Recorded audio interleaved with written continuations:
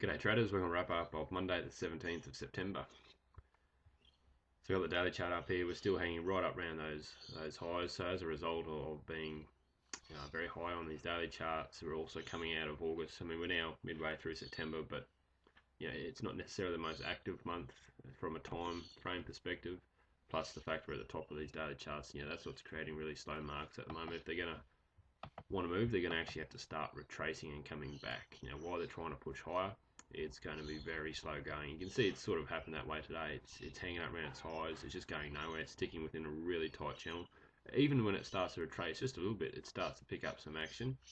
But what we want to really see is it really start to come back. And let me bring up a 15-minute chart. So here I've just got the 15-minute chart up. You can see, you can see about a week's worth of action, or a bit longer than a week. Just really needs to start coming back underneath this range and putting some pressure and sort of getting into this area and using it then as resistance and pushing low, and that will certainly start to speed the markets up.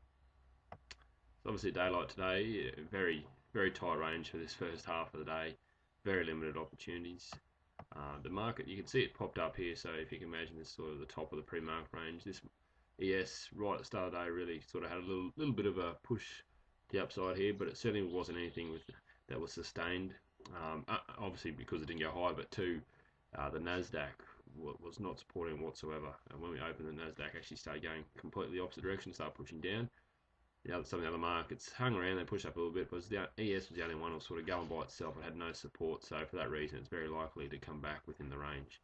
If you see all the markets going together, something like this will potentially hold at the top of the pre-market and then go higher.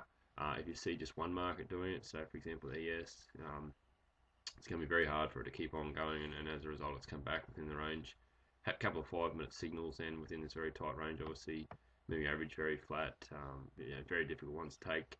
They're more 50-50 ones because they're not based on solid trends with a pullback and then continuation of the trend. It's very sideways market, and as a result of that you're going to get these averages crossing over and throwing up signals that aren't based on quality movements.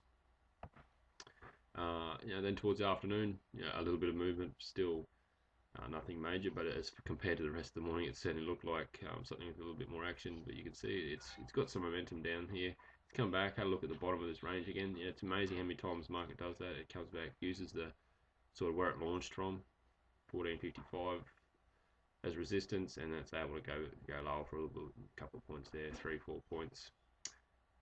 To where we are now, pre-market, still looking very flat. So, we encourage these markets to keep going down, and that will bring a little bit of a quicker price action. But while we're sitting around these highs, it's certainly going to be a little bit slower. So that's just a quick wrap up for Monday. Not a lot start of the week, but we'll hopefully see it pick up come middle of the week to middle days, Tuesday, Wednesday, and Thursday. So we'll speak soon.